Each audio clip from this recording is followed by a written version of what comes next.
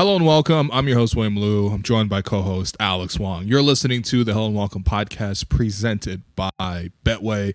And today, in honor of another podcast that we love to listen to, we're going to steal this NBA six-pack idea. And Alex, as a big Bill Simmons podcast fan, what's an NBA six-pack? Six-pack, six NBA thoughts that are straight off your head right now that you want to get off your chest.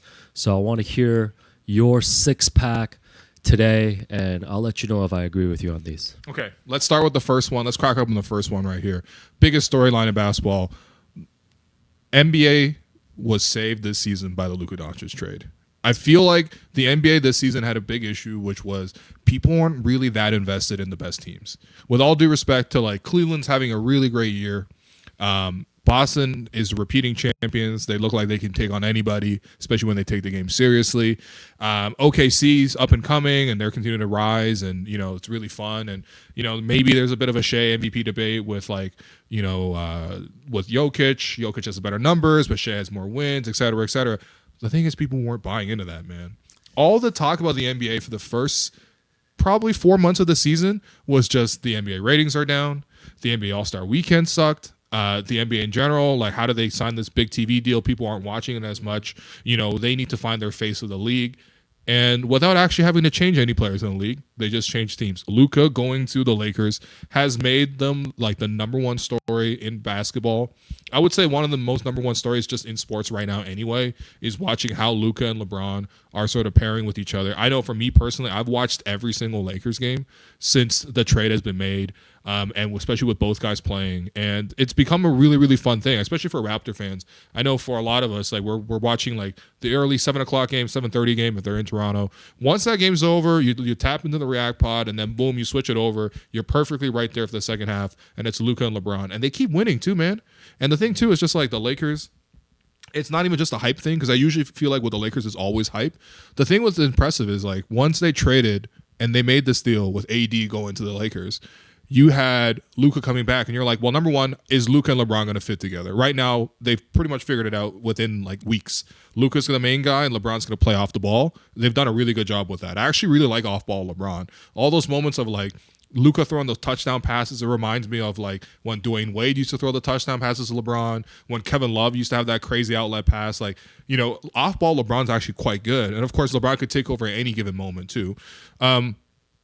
But I think the other issue was, are they going to be good defensively? And this is the crazy stat. Since the Luka trade, which has been 10 games and counting now, the Lakers actually have the third best defense in the NBA since Luka's made his debut with the Lakers, which is pretty crazy considering you took AD off the team and they somehow are still really good on defense. The Lakers actually have been the number one defense in the NBA going back to January 15th now.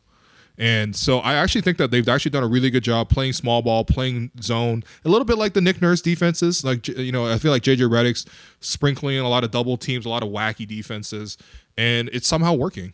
And honestly, when you look ahead right now, if I had to ask you who's your pick to come out of the Western Conference, based on the current teams right now, who would you pick? Yeah, no, I'm super high on the Lakers. I would pick the Lakers right now. I've been watching them really closely the same way that you have.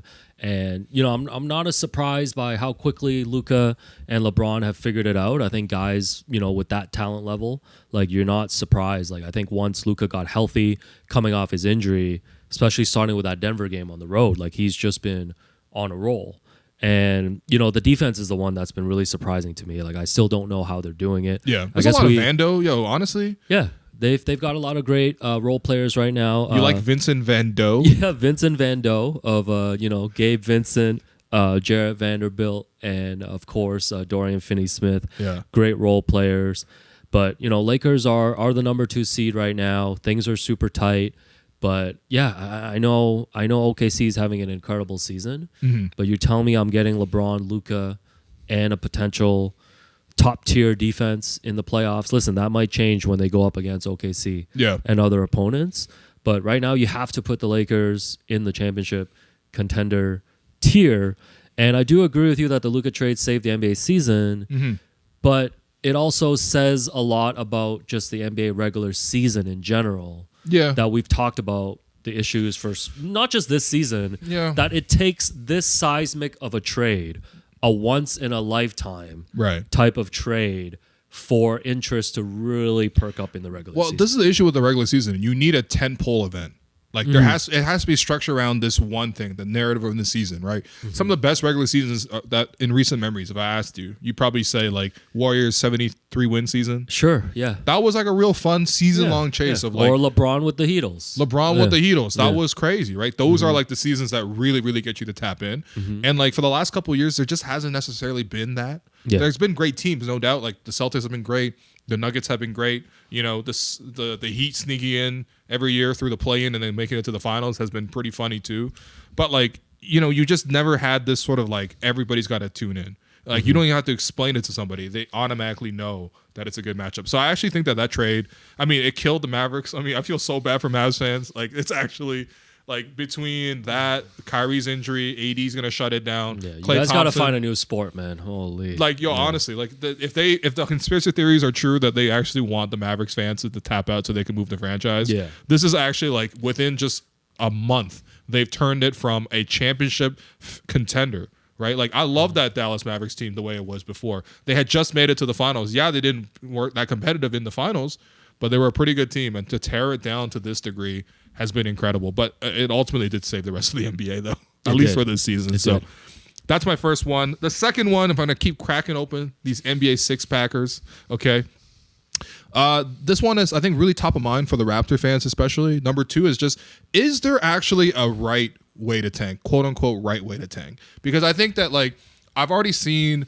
this article this week from Louis Zatzman over Raptors Republic, and, you know, he basically was saying that, like, you can't tank in the way that the Raptors tanked in their second game against Orlando, where they went into the game, they had healthy players, but they limited their minutes. Jakob is on this arbitrary minutes restriction. They took off Scottie and IQ early in the fourth quarter, even though it was a close game. And then down the stretch, they took even RJ off the floor and replaced him with a 10-day guy that they've just added in Jared Rhoden. And of course, it's very funny that the Raptors ultimately won that game anyway. Big shouts to AJ Lawson for those 8 straight points. Big shouts to Jacoby Walter for your first career game winner.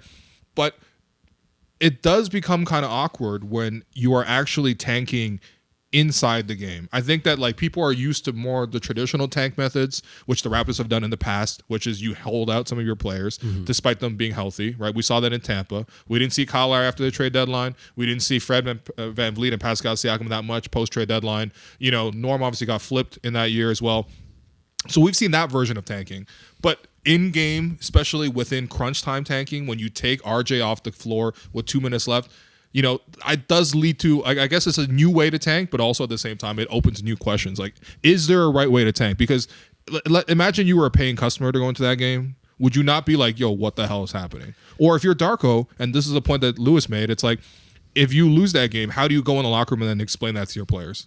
I don't think it's a hard thing that you need to explain. I think players are smart enough to know what kind of position that the team is in. Okay. And if you're part of this team, and if you're one of the young guys on the team, you know, wouldn't a part of you want to increase the lottery odds and bring in a better player next season so your team can be better? Well, that maybe is the case, but this lottery pick is probably going to come in and let's say they get Cooper Flag. Sure. How does that affect everyone down the line? Well, Scottie goes from being like the clear-cut number 1 on the team to being a clear-cut number 2 on the team. Right. I don't think necessarily he wants that. Yeah, or maybe he does. Maybe he does. I don't know. But tanking is not. I think people sometimes look at tanking from such a like immediate, like short-term point of view. The whole point of tanking, obviously, is to get your team to a better position. Yes. Long term, and that's why you have to go and suffer through some of this stuff. I feel like some of the reaction maybe from like Toronto fans is just because like they haven't seen tanking at these levels for an extended period. Like Tampa's really the only time over the past like decade plus where you've seen blatant tanking, like the Raptors trying to get into a good draft position. Okay. This is like par for the course for any team that's out of the race and trying to like get lottery balls. Like I didn't see, was anybody complaining in OKC when they were stacking up, 50-point losses and ended up getting draft picks to the point where now they're the best team in the West? Like I know the Raptors aren't in that position. They did complain about the process with the Sixers, but that's different. I don't think what the Raptors are doing is anything close to the process. I don't think what the Raptors are doing are out of the norm of anything that we've seen within tanking. But I do think I agree with your point that it does suck for like the paying customer because there is a lot of money going into this in terms of going to games. We've talked about all of this stuff. Yeah, you're a season ticket holder. Yeah. You pay to be part of the season. and all of a sudden you can't move any of these tickets because nobody wants to go see a tanking product, and you're just kind of on the hook for that. I could totally understand as a paying customer, because again, it's so much easier for people online to be like, I'm a fan of the team. If you're a fan of the team, you understand that tanking is the right thing to do. We get that for the most part, right? But like, I think for the paying customer, I can totally understand why when their actual money has been put into this, like I guess you have to know there's a possibility the Raptors tank, but also at the same time that decision is made well ahead of time. I think there's that aspect. The other aspect too, which is not necessarily like a right or wrong, but I do feel like it's quite interesting now that the NBA is so strongly embedded with sports gambling, and obviously our show is presented by Betway, so I'm speaking of us inclusive in this. But when you have people who actually put, again, money on the line for the outcome of games, and then you see what happened in the last game against Orlando where Raps are cruising, and then Darko makes increasingly obvious decisions to tank their game within the game. I feel like that because if an NBA player tanked their own performance, that's what happens with Jonte Porter. Right. They're expelled. Yeah. Right. But an organization, but on a team level, it's like somehow like relatively more or less okay. So I guess I'm just asking you. That's all. I'm not just asking you the question. I'm not saying it's right or wrong. I think tanking in general is a bad thing, and I've always been of like I think they should just let teams that don't make the playoffs actually play in like a reverse play-in tournament at the end of the season and play for their lottery position. I like that. I actually don't know. I kind of like that, yeah. But then it goes back to, are the players actually motivated to like earn that number 1 overall pick? I would hope they are. Well, who's motivated to add another tournament is Adam Silver, bro. Yeah, that guy loves tournaments, but man. no, I'm with you. Like tanking opens up a lot of different questions, and I think it gets to the core of just like the credibility of the game as well. Right. But it's just because when you have a game like that, again, you're up 2 and you pull RJ, who's not in foul trouble or anything, who's actually doing well. They pulled him for a 10-day guy. It's just like you are changing the credibility of that game, even though everyone knows explicitly what's happening. Yeah, but thankfully, to your next point, the Raptors will not be tanking next season. All right, let's crack number 3 here. But let us know your thoughts, actually. Is there a right way to tank? That's a quick question here. Number 3 in the NBA 6-pack. The East is wide open for Toronto next year. And the reason I'm saying this is because the Raptors have played a lot of teams recently that are directly ahead of them in the play-in race. The play-in race, as right now, is Miami, Orlando, Atlanta, Chicago. And I don't mean disrespect when I say this, but I have no respect for any of these other teams. You know what I mean? Like, because we've seen it even in a tanking season for the Raptors. Even when the Raptors don't even have Brandon Ingram, they're keeping him on ice. They don't have their lottery pick. They competed with Miami to the point where Miami needed overtime to beat the Raptors. They beat Orlando back-to-back in Orlando. They beat Atlanta back-to-back in Atlanta. And then Chicago, they had the Chicago game that was down a win. pat. That counts as a win. That's a win, and then they tanked their way out of that one to the point where they lost again in overtime. None of these 4 teams are scaring me that much. Of course, there is a bit of a jump from that to number 6 in Detroit, who are actually doing quite well this season. But honestly, it's like, is it a guarantee that Detroit is going to be that good next season, or could they have a chance to be similar to what's happened with Orlando Magic this season? If there's one team I predict the fall off with, it probably would be them. Although they are having a great season, so salute to them. But like, for me, it's just like you add Brandon Ingram to this, you add a lottery pick to this. All of a sudden, I feel like this team's pretty solid. And I think the other part too is for me is just like I was wondering, even coming into this season, are the Raptors going to figure out a way that they can play defense? And I think for me, it was just like it's important for me, even though they're tanking, it's important for me to know that they can still play defense when they need to, when they can lock in, when there's a want to, there's a culture of that.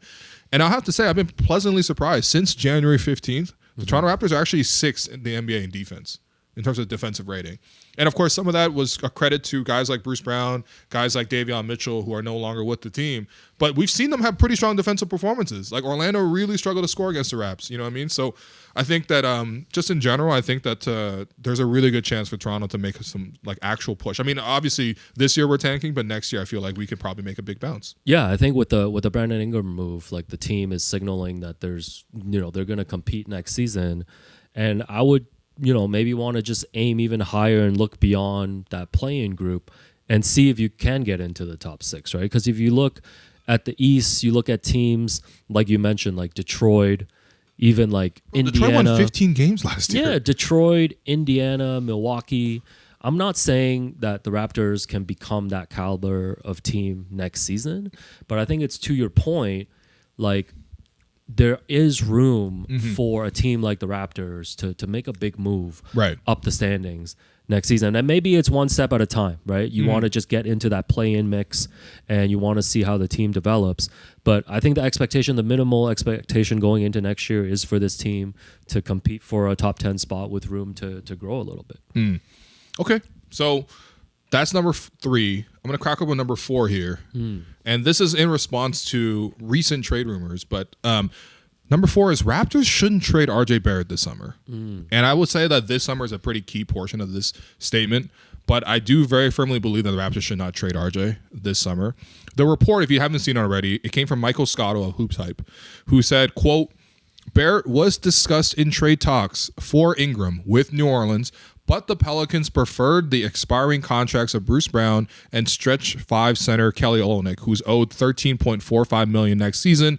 League sources told Hoops Hype. Now, of course, this opened up a number of questions for me. Number one, I feel like every time you hear leaks, you're like, well, who did this benefit? Whose agenda does it benefit to be put out there like this? And to me, I'm a little confused because like it definitely doesn't benefit the Raptors to go ahead and say, hey, we wanted to trade RJ, but instead they wanted these 2 guys.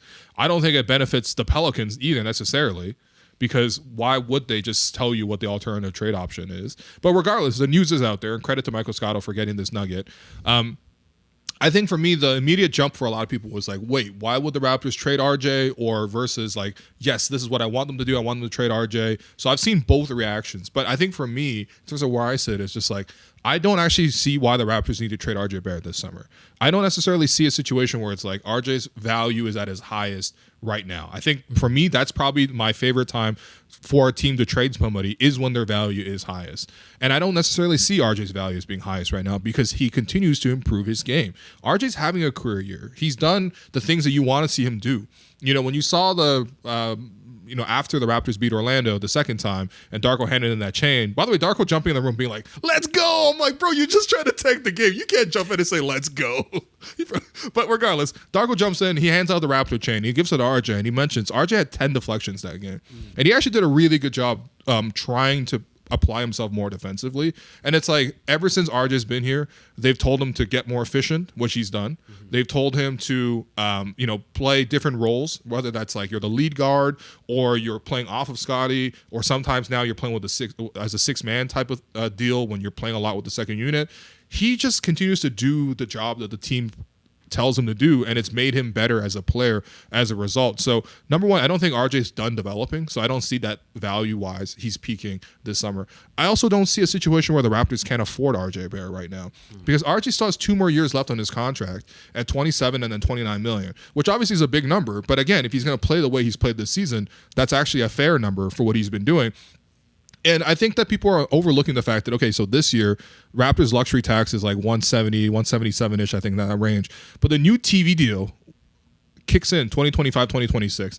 That is a $76 billion deal over the course of 11 years with NBC and ESPN. That equates to roughly $230 million per year per team just from the TV deal alone. You get that regardless. And again, NBA revenues is split 50-50. So there's going to be an increase in the salary cap again, which means an increase in the luxury tax and so on and so forth. So there actually is room for the Raptors to, this summer, keep RJ, don't trade him for salary purposes. You can bring in whoever you're going to take with the lottery pick that the Raptors are tanking with. And you probably even have a little bit of room to give Chris Boucher. It's not going to be the same money that he's on right now, but it could be something like, $4 or $5 million in that range. We'll see if he wants to take that, for example. But like, you could do all that and keep your roster as is. And if you're trying to be competitive next year, are you going to be able to trade RJ Barrett for somebody better than RJ Barrett is right now? And that's the question. If there's a trade out there for that, and you can strictly upgrade RJ, like if you're trying to trade RJ for Ingram, unfortunately, Ingram is better than RJ. So I understand that. But ultimately, if that deal isn't out there, why is there this rush to trade RJ? You know what I mean? Like, I don't know what you've seen from the RJ in this whole situation, but to me, if the Raptors are trying to be competitive next year and they don't have financial constraints where they can't afford him, what's the rush to trade him this year? Yeah, I agree with you. I think they should take a look next season at how this team looks with all the pieces that they have right now. Like, I don't think the Right. Raptors are even in a position to be able to make an evaluation of what the team is going to look like with Scotty, with RJ, with Quickly, and then adding in Brandon Ingram and whatever draft pick that comes your way. If anything, I think this discussion should wait until, whether it's the trade deadline next season, or even if you head into next summer.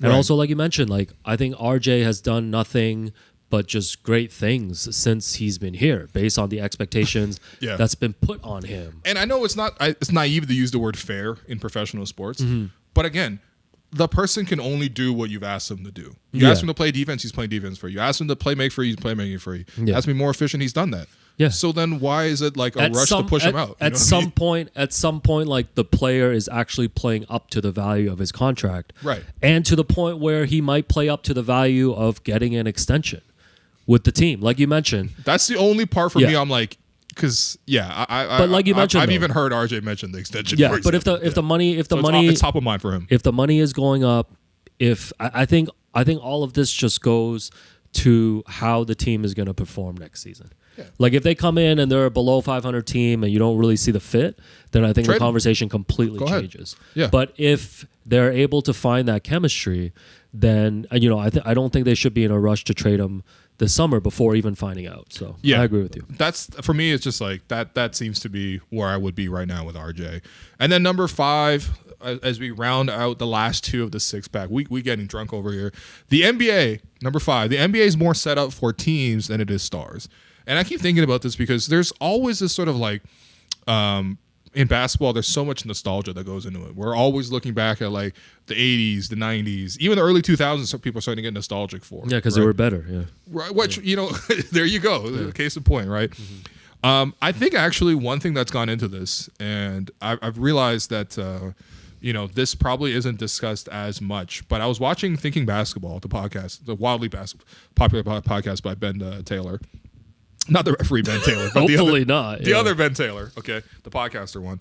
And he brought up the fact that like NBA games nowadays, strategy-wise, are way more complex than they were in the past. In terms of like the reason why teams play the way they do, the reason why they shoot so many threes, the play design behind some of these things, the reason why the game looks so simplistic and almost formulaic is because they sort of like put more strategy into the game. And if you really do watch a lot of these basketball breakdown videos, you will sort of see that. Now, the issue for me is like it's harder for the naked eye when you're not watching it from that breakdown perspective to just watch and enjoy it. To the naked eye, it looks like they're coming down the floor, they're playing really fast, they're swinging, first open 3, they're taking it, and rinse and repeat. It doesn't necessarily feel like the 90s when the rules were you either single coverage or you double. There's no zone coverage. If you're literally caught a little bit too far from your man and not doubling the ball, you're getting a technical foul. Like, that's literally how the game used to be officiated. And I think when you make a game in that rule set, right? Because again, the game's going to adapt to whatever the rule set is and whatever the talent is. The original rule set is really built towards star power because you have one player with the ball, Michael Jordan holding at the high post, doing one of these palming the ball, and he's like evaluating, is a double coming or not? Because if a double doesn't come, I'm going to kill this guy one-on-one. And if a double does come, I'm going to make sure honestly, sometimes you probably shoot over the double anyway, but make the right play. And I feel like that skill set and that rule set really merges well to form these individual stars. Because there wasn't as much team basketball in when you watch back some of these old clips. However, nowadays in the NBA, especially with the three-point line being as effective as it is, it's no longer built towards that. And I feel like that's where the NBA is going to have issues is because NBA likes to market stars, but basketball is fundamentally a team game. And the right team decision is LeBron kicking it out to Dante Jones, who's open or Damon Jones for 3. Right? It isn't necessarily shooting over a double team. But what's cooler for NBA stars themselves is that Michael Jordan moment of shooting over a double team. You know what I mean? And so I feel like the rules of basketball have encouraged teams to play more team basketball, but NBA has focused so much on marketing stars, and the rules right now do not favor stars. Yeah, no, this one is getting my third eye to open on this. Yeah, open that third eye, man. Yeah, I do agree with you. I see your point too, because I do think the appeal in watching basketball right now, especially for people who want to enjoy the regular season, is watching like overall team styles, right? Like you think about like watching the Cavs or watching the way OKC plays defense or watching like, you know, a young team like Houston. Sure, you can like hone in on certain individual players, right? But I think people are way more descriptive and intrigued by how they play together, right?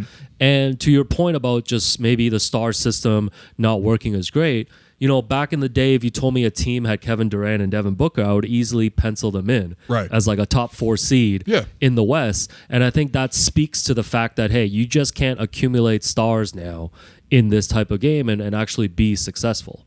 Now, does that change in the playoffs? Especially when you get down to like, you know, fourth quarter situations, environments. I think you're still going to go back to the same. The game slows down where you're playing more in ISO. And same at that point, principles, right? I think the same principles will still pop up. Like, is it still going to be, hey, you have the best player in the series, you're going to win? I think we've seen the flip on that recently because you look at some teams like Boston and some other teams, they're just great teams and they're able to overcome teams with star players, right? So I do think this could be a bit of a clash when you get to the playoffs of like the team structure versus the stars. Yeah. But I think that's the fundamental difference in basketball versus like, because basketball likes to market itself like it's tennis or something. It's about the stars. It's about LeBron, what Steph's doing.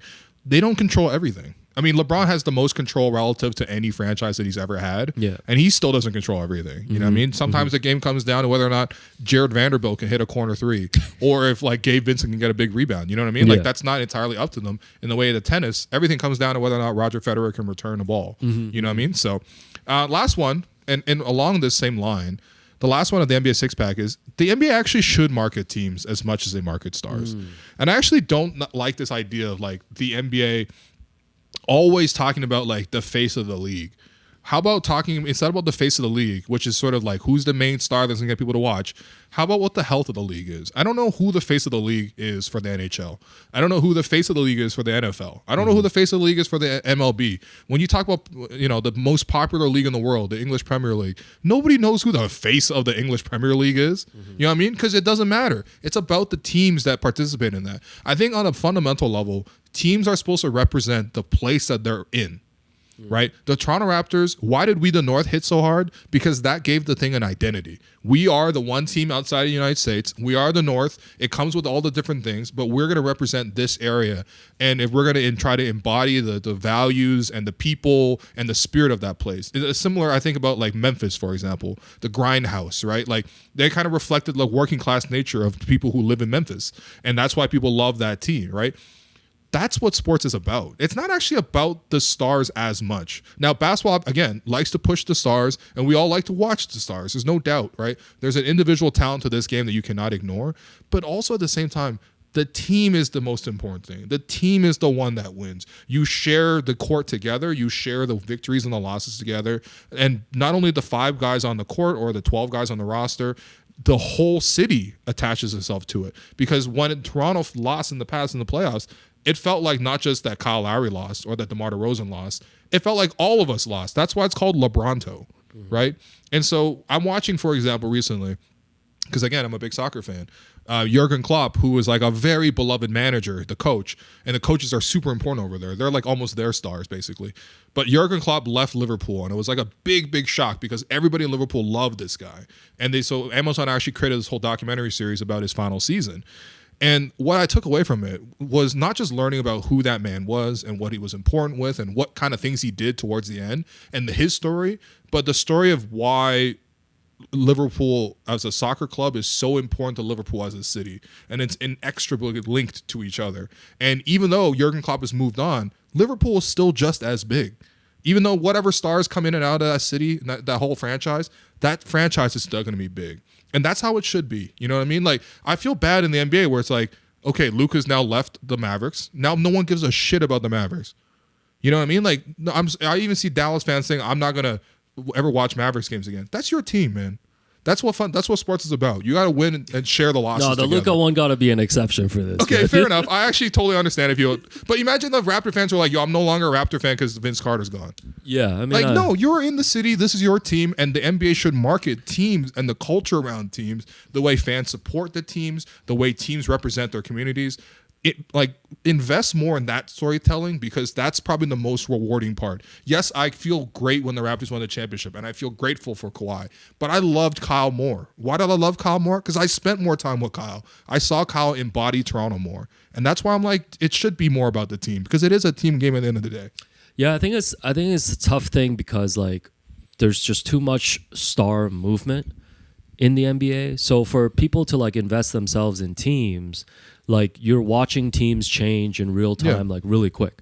Like you talk about the Raptors team. The Raptors team was almost an exception in that like they were given such a long runway, like half a decade plus, for like the fans to really get to know all of the players and like go through the ups and downs with them, right? And even to that point, like they had to trade one of their top guys, DeMar, in order to get to the championship. Sure. I just think it would be really hard for the NBA to ever get to like that soccer level. Because I feel like at the soccer level, like these teams just have such like connections to the city. And I don't know the reason why, but like I just don't feel like NBA teams can ever get to that same level. But do they invest in that connection as much? You know, like I see, for example, I mean, again, a lot of this is marketing, but that's all the whole thing is. Everything is marketing when it comes to selling something, right? Who cares if people play basketball? Why do we care so much about it? Because we've seen a lot of marketing that's gone into this, and we've seen the rewards of that paying off over time.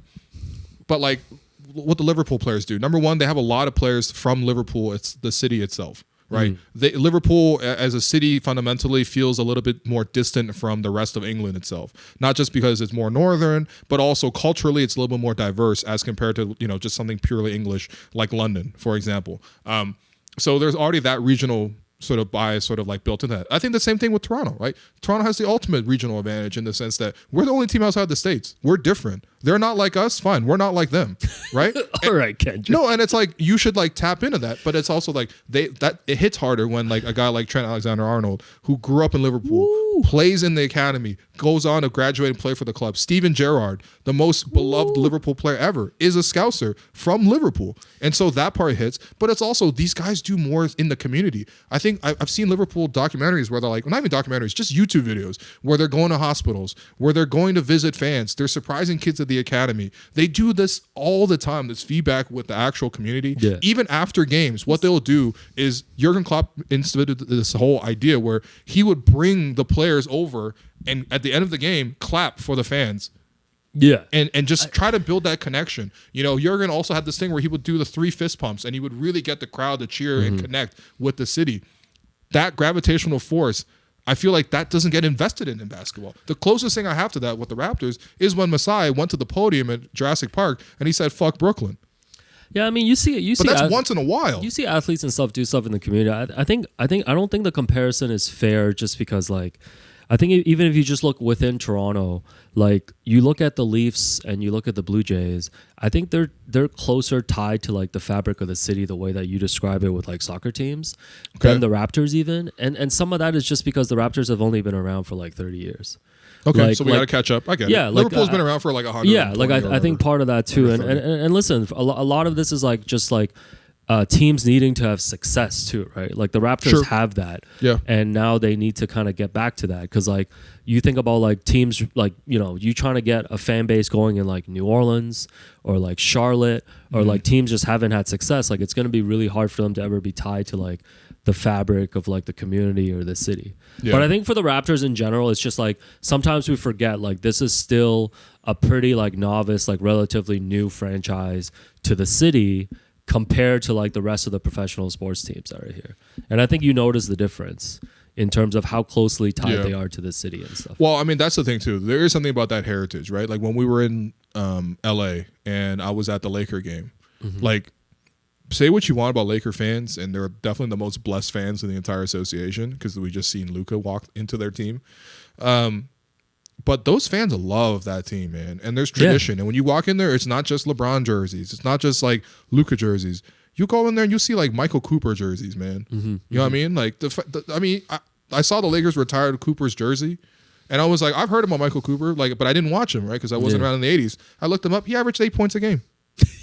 But he was a Secretary of Defense, and I'm like, yo, that's actually fire. You know what I mean? The fact that people still identify with that's something that took place 40 years ago. Raptors just don't have that kind of history. I totally understand. I think the other difference is just like European versus like North American fandom. Like there's just a difference. I know. I've actually had this convo even with like a guy like Darko, for example. You know, we've talked about sort of like in Europe, it's more of about we versus like in America, it's more about, you know, me.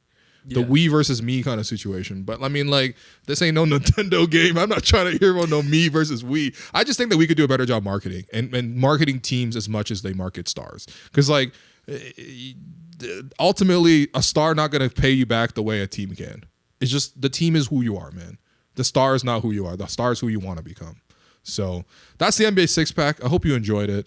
And, yeah, thanks, everyone, for listening. Big shouts to Alex, the co-host, Jerome, producing behind the camera here, lending us his home. And yeah, we'll catch you for Raptors Jazz later this week, baby. This has been the Hello and Welcome podcast presented by Betway.